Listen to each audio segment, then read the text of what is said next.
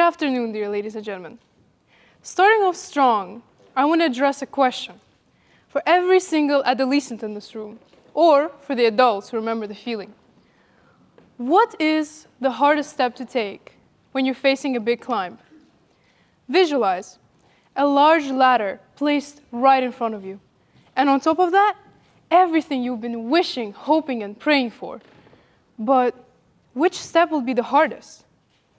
Let me tell you, it's not going to be the 10th step, nor the final one. It's the first. It's the one where you'll commit when you'll put your weight on the bottom of the ladder. For years, we've been hearing the same message, the same patronizing phrase. You are the leaders of tomorrow. It sounds like an inspiration, really, but for me, and I suspect many of you as well, it often feels more like a heavy delay tactic. It tells us, wait until you're ready, wait until you're finished, wait until it's your turn. This is the central lie that we need to challenge. We're not just future leaders, we're current change makers, even if we're currently in development. Right now, while we're still students, still learning, and still feeling that anxiety of the unknown, is when we'll be most ready to take that first step. I understand the hesitation. I felt the same friction when I planned something, big or small. It's the fear that it's the thought that your idea or your initiative, whether it's a fundraiser, an after-school club, or even a small project, as if it's not major, as if it doesn't count. But let me tell you something that I've learned from my own first steps, which were all small and uncertain and screaming in development.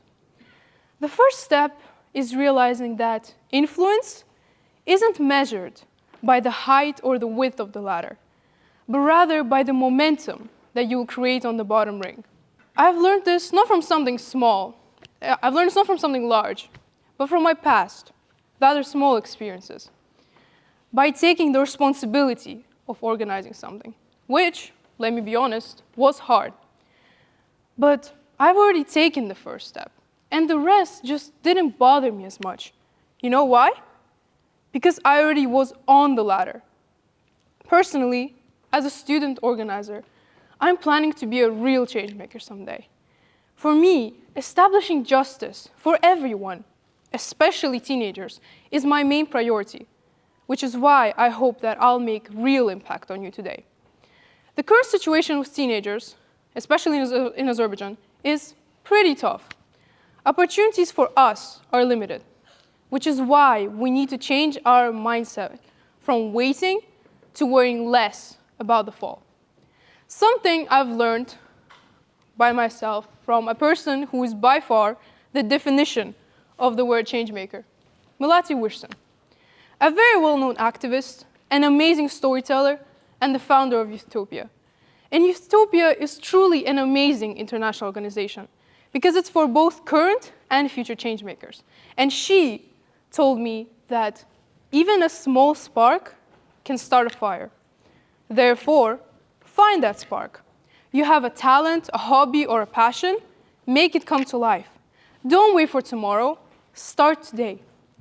Every major project, every turning point in history started as a single, risky, and immediate first step, taken by someone who realized that their age is irrelevant to their purpose. For the young people in the audience, don't let the promise of tomorrow paralyze your actions today.